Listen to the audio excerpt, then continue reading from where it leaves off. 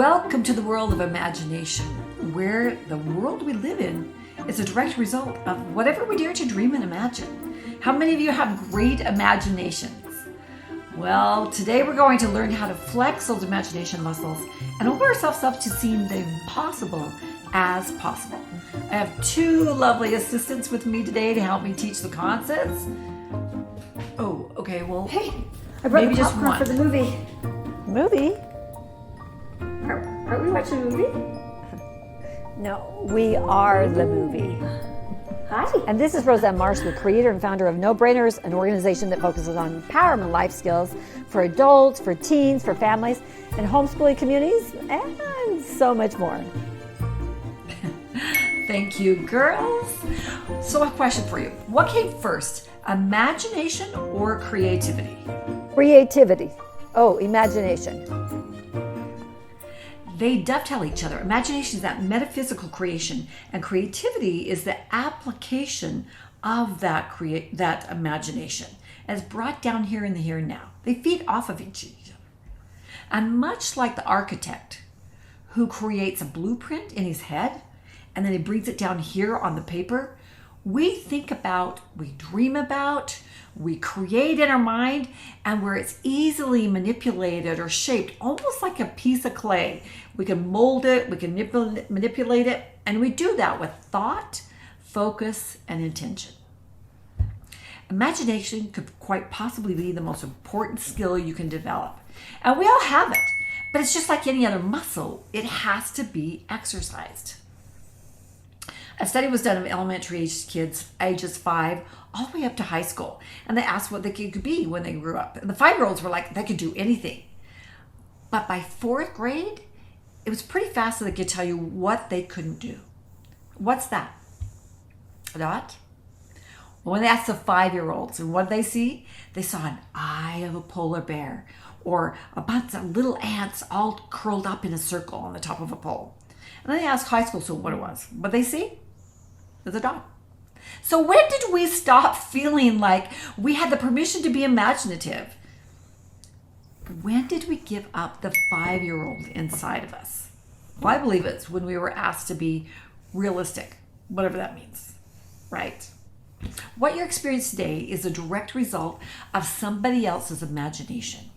The way we travel, the way we talk, our lighting system, thank you, Nikola Tesla, our clothing, the foods we eat, our homes, they're all because somebody dreamed it up in their mind and then they use their creativity to bring it down here in the here and now. So how we live in the future? Well, it's whatever we want to conjure up, right? And I hope you have some amazing ideas. You are not Wonder Woman. I'm using my imagination. I think she's rocking her 5-year-old.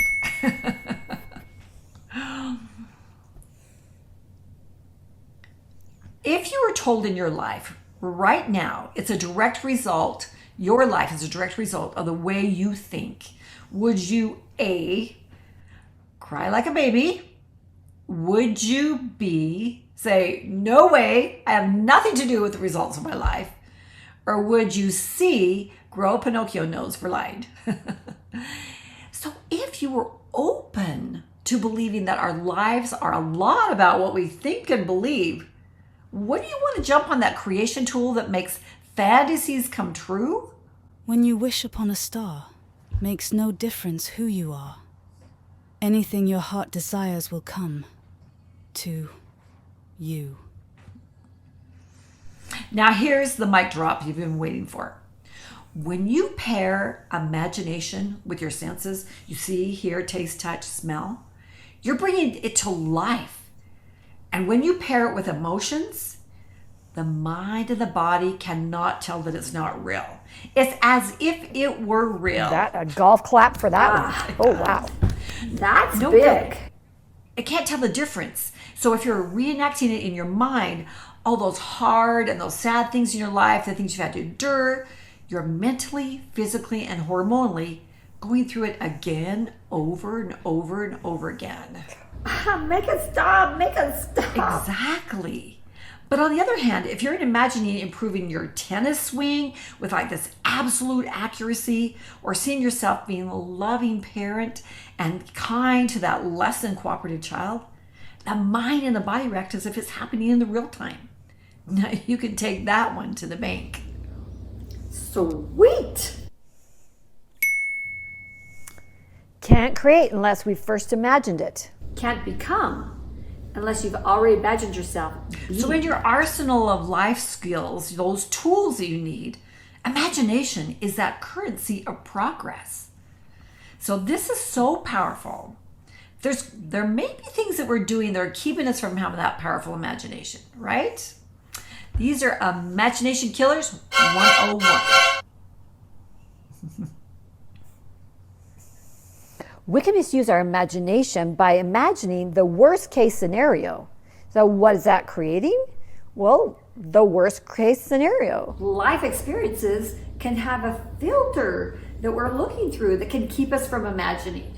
When we have limiting beliefs, it can hold us back from risks. Why hasn't or anyone invented we don't this? feel like it's okay to make mistakes, to have failure. Easy. Sometimes we're not open to new beliefs or experience because we're so stuck in tradition. It's always been this way. So creators, when you look at creators, they use words like this. Wouldn't it be amazing if? I wonder how we can. Why hasn't anyone invented this? Why hasn't anyone invented this? We're crazy if we don't try this. This is going to be amazing. This is going to be amazing.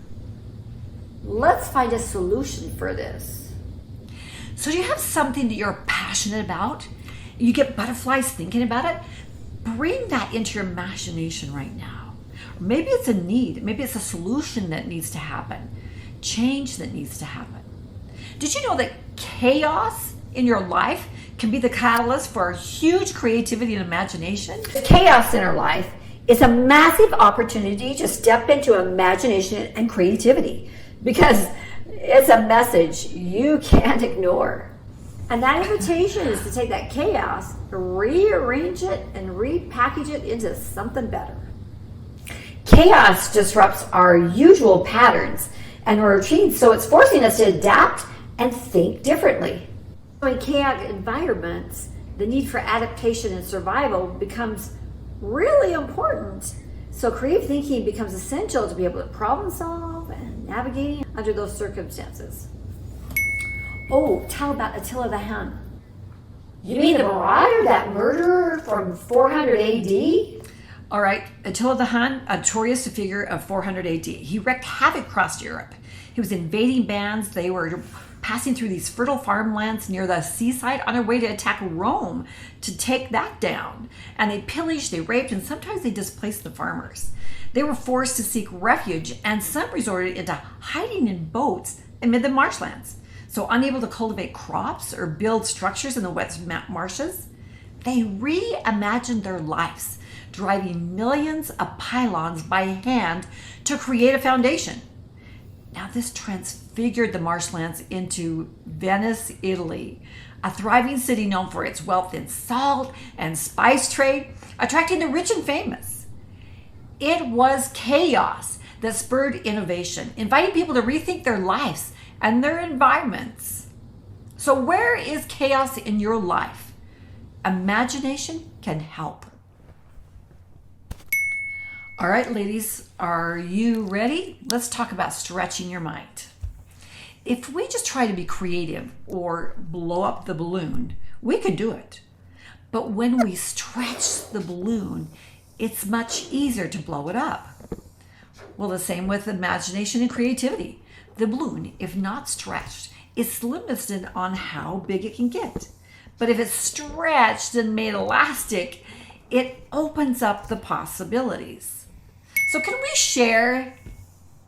share with you a couple of family ideas for stretching imagination? Storytelling.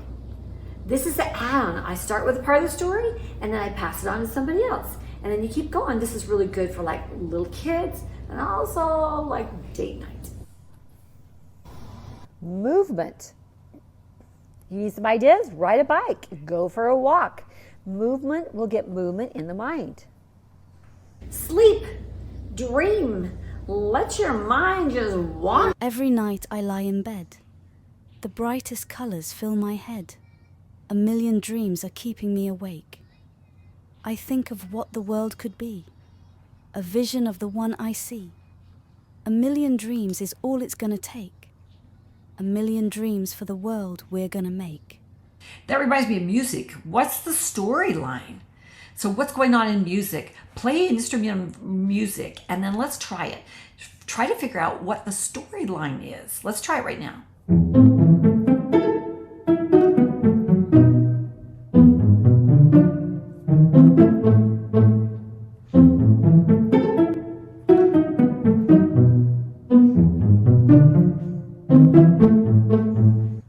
Okay, did you get it? It was really quick, but what came to your mind? We're stretching our imagination. Visualization over and over again, perfectly. If you had visualizers or those who just practice and put them together, the visualizers would probably do better. Imagine if you could practice and visualize. Experience different things from what you're used to doing. So read about things you don't know about. Go places, create places you've never been before. Drive home a different way. Brush your teeth with the opposite hand for a week, and then pay attention to the things that you observe. The idea is to expand our capacity to experience, to create new neural pathways.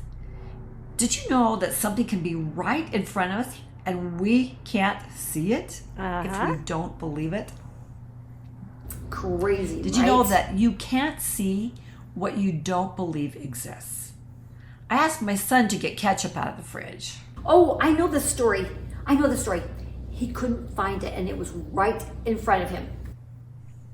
If you don't believe something exists, it can be right in front of your nose and you won't see it. It's a science of inattentional blindness. And if you don't believe it's there, you won't see it.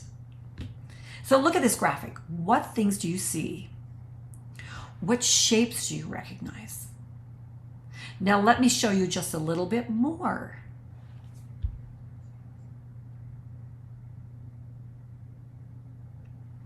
Okay, now look at this again. Once you see it, you can't unsee it. It leads us to start seeing other things. And we see what we believe and what we are looking for. Years ago, I had earthquake insurance, and it was really costly. And I was trying to cut expenses, and I'm pondering, should I keep it or should I not? It was a substantial expenditure, and the impression came, you can be in a place that is safe and feel unsafe. But you also can be in a place that's unsafe and feel safe. So I needed to ponder, what does that even look like? So this last piece of me is the most critical of everything. We all need to learn how to create a safe place in our mind. Everyone needs a place in their mind where they can create. If you had a favorite place, where would that be? Would you go in a beach house on the beach? Would you be in the mountains? Would there be animals around? What would the foliage look like? Who would you be there with? Who would be the person or those people that you absolutely trust, whether they're dead or alive? And what would you see, hear, taste, touch, and smell? Go to that place and really experience it. Smell all the smells. Hear the animals, the wind, savor whatever there is to savor or taste. Feel what's under your feet. Make it real for your mind and your body. Okay, if you've had a stressful day, you could be sitting in the parking lot in your mind, going to that safe place that you have created in your mind. A child that's been bullied at school can be sitting in class dreaming with his eyes wide open in his safe place. So when life feels unsafe, we can go into our safe place. It helps us to release that cortisol. We can go into that safe place at any time. And when we go into that safe place, there's things that we can learn. Years ago, we had a horse in a stall, indoor store. And when I go in the morning, I'd take him out to the pasture. One morning, I threw a rope halter around him and I accidentally tethered him to the top of a 12-foot removable iron gate. And immediately, he pulled back and started to thunder. and I jumped on that gate to keep it from lifting off, and desperately tried to do what I could to hold on, to undo that knot that now was pulled tight on that rope halter.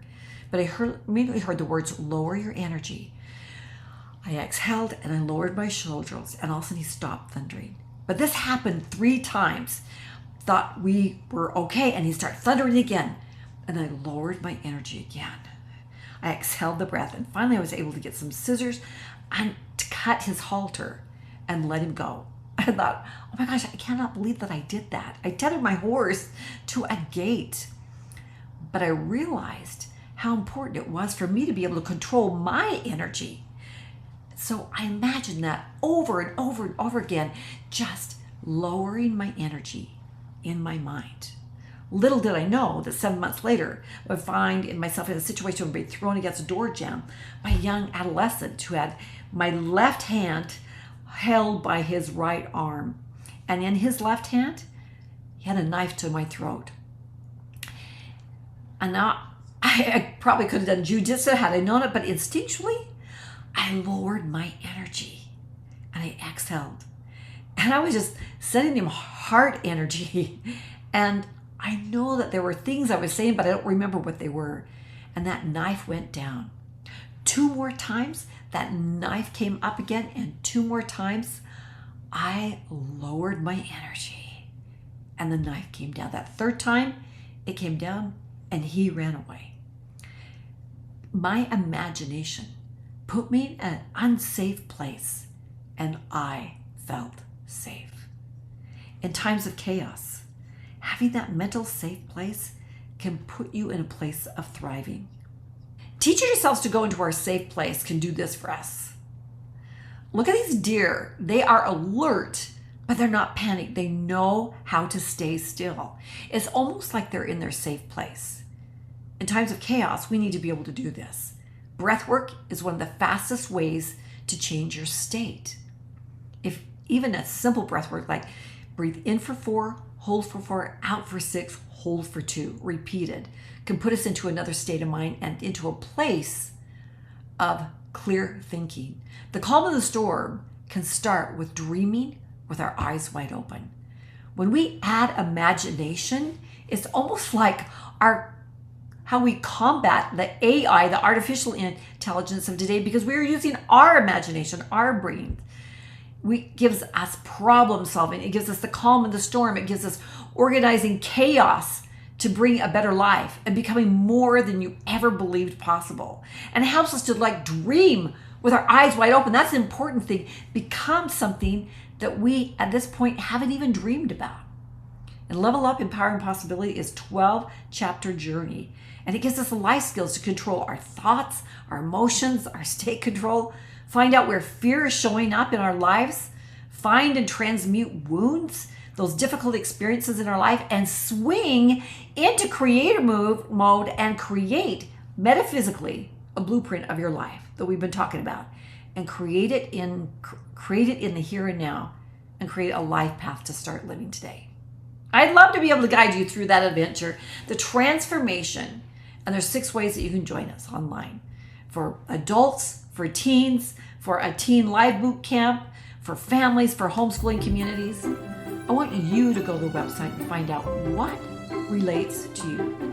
One of the most powerful gifts we can give ourselves and our children is to take back control of our lives and decide what course we will travel.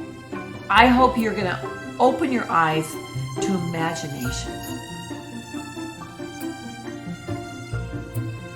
When we think of the arsenal that we are going to need in these last days, in a time of chaos, imagination will be one of the most powerful tools you can have. Thank you for joining us on this little tiny tour of imagination. And as always, we are creators. We create the life we want to have. At Level Up, we just want to help. We hope you'll join us. Tally ho, my friends. Till next time.